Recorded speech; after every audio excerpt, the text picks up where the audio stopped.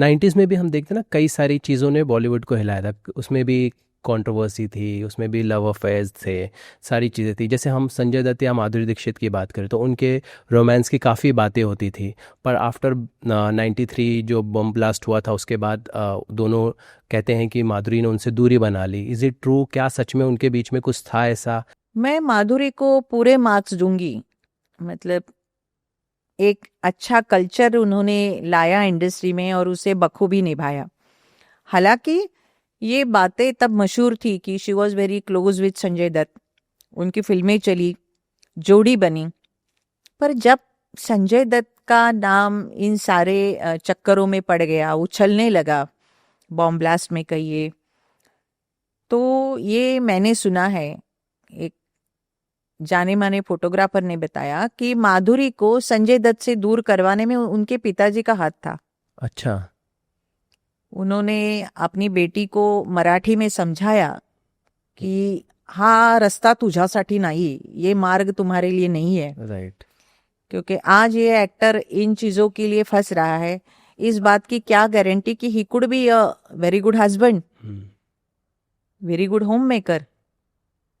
तो बेहतर है कि तुम इन चीजों से दूर ही रहो। And that was right decision. और इसीलिए फिर माधुरी को परिवार अमेरिका लेके गया। डॉक्टर श्रीराम नेने के साथ उनकी जो सफल मैरिज रही, इसके पीछे माधुरी के परिवार का योगदान है। राइट। और माधुरी ने खुद मुझे इंटरव्यू में बताया था कि डॉक्टर श्रीराम नेने हिंदी फिल्मों के बारे में जानती नहीं, हिंदी भाषा का ज्ञान नहीं है उनको। ओह। जब देवदास के संजय लीला बंसाली साहब की फिल्म का जो प्रीमियर हुआ था, Madhuri and her husband was sitting next to next. तो जो पर्दे पर जो डायलॉग चल रहे थे उसके बारे में माधुरी, हिंदी के डायलॉग थे, माधुरी अपने पति को मराठी में और इंग्लिश में बता रही थी कि वो क्या बोल रहे, वो क्या बोल रहे। मतलब उनको नहीं समझ में आती थी हिंदी, न फिल्मों का ज्ञान था, न हिंदी भाषा का ज्ञान था, बॉलीवुड का तो बिल्कुल भी नहीं। तो लेकिन माधुरी और उनके परिवार ने ये साबित कर दिखाया कि right decision at the right time life के लिए कितना फायदेमंद हो सकता है। तो संजय दत्त के साथ किसी वक्त में माधुरी क्लोज जरूर हुई थी, फिल्में उनकी चली, एक केमिस्ट्री बनी।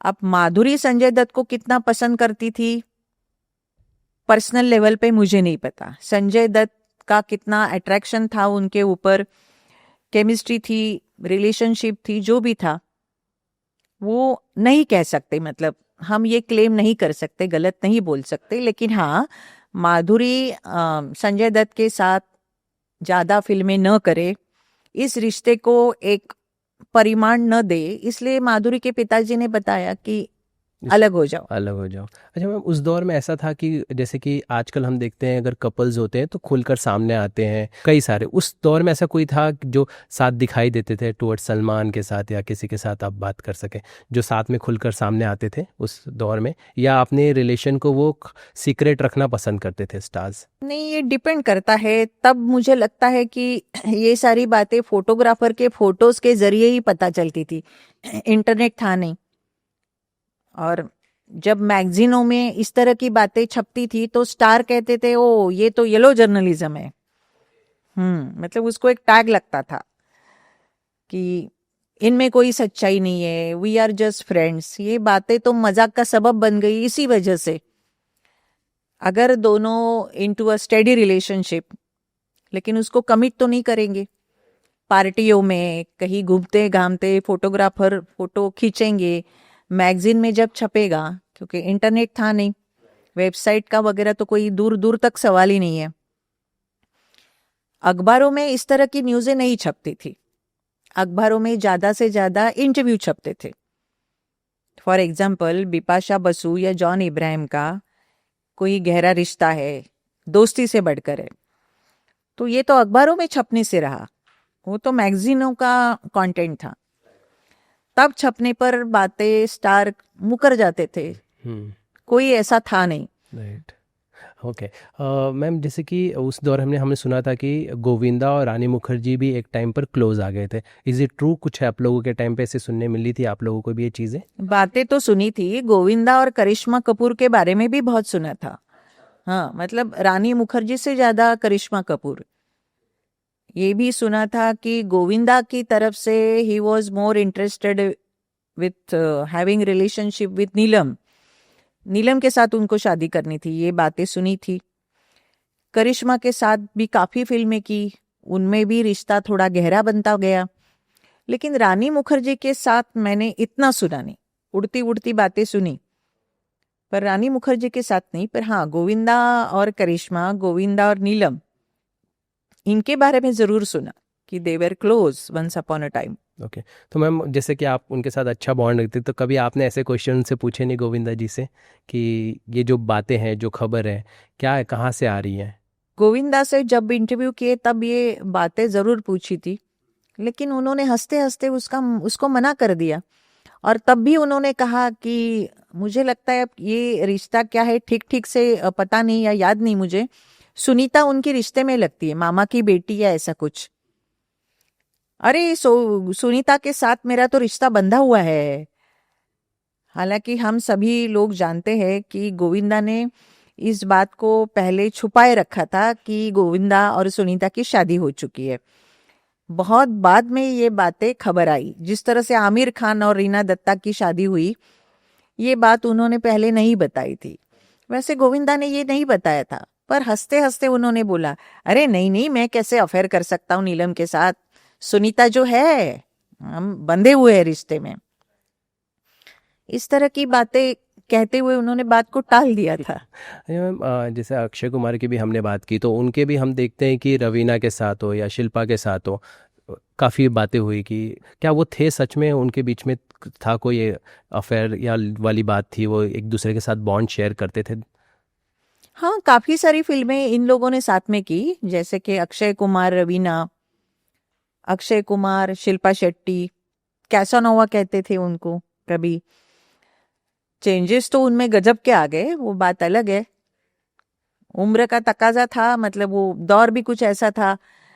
पूजा बत्रा के साथ उन्होंने सगाई की, रवीना के साथ भी सगाई की, शिल्पा शेट्टी के साथ भी सगाई की।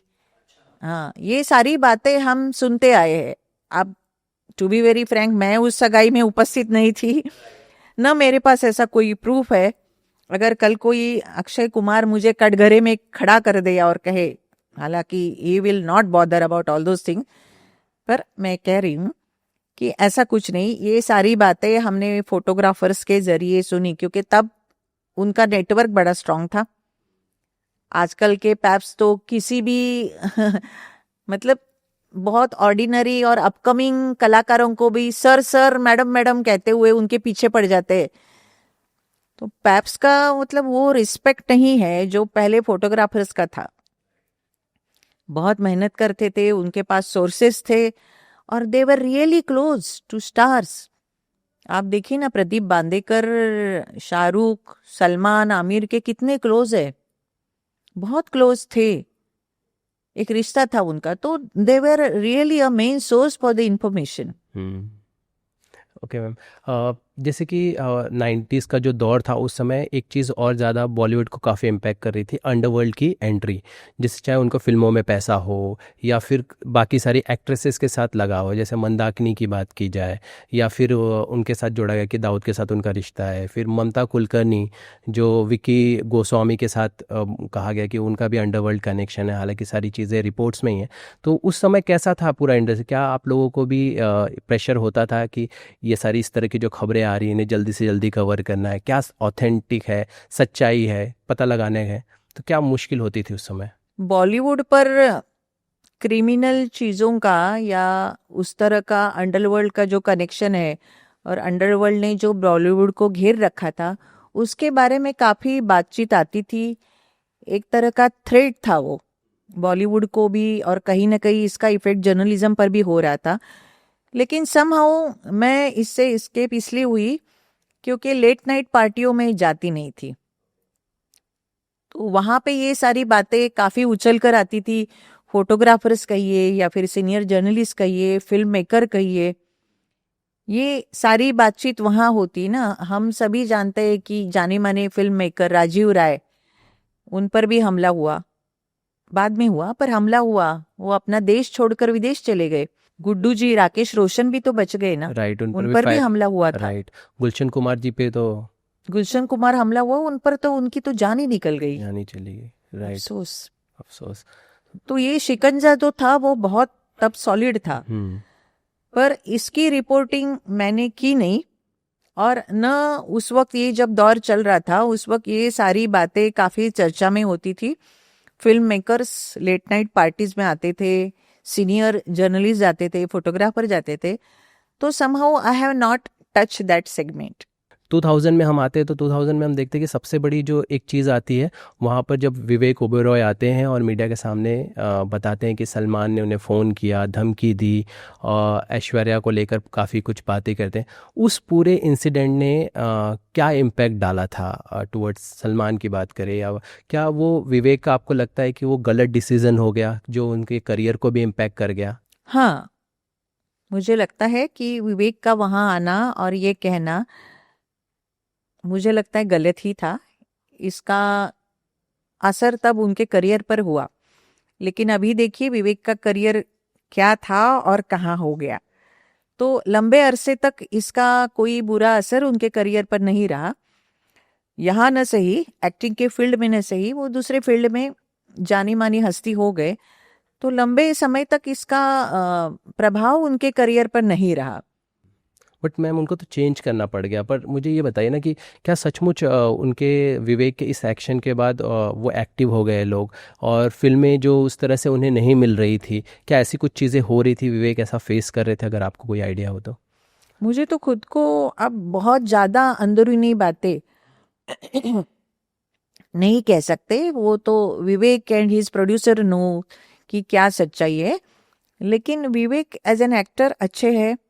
कई फिल्में ऐसी है कि उन्होंने बहुत जानदार शानदार काम किया है, लेकिन वो सस्टेन क्यों नहीं हो पाए? क्या सलमान के खिलाफ सरेआम कहना ये खामियाजा था जो उन्हें भुगतना पड़ा? ऐसा मुझे लगता है। हालांकि अगर ईश्वर एक हाथ से लेता है तो दूसरे हाथ से देता भी है, ये बात विवेक के मामले में सही साबित हुई। सलमान को असर नहीं हुआ। सलमान कल भी स्टार थे, आज भी है, आने वाले समय भी रहेंगे। तो समय समय की बात होती है, लेकिन कभी कभी कोई एकाध चीज गलत साबित होती है जिसका खामियाजा आगे चलकर भुगतना पड़ता है।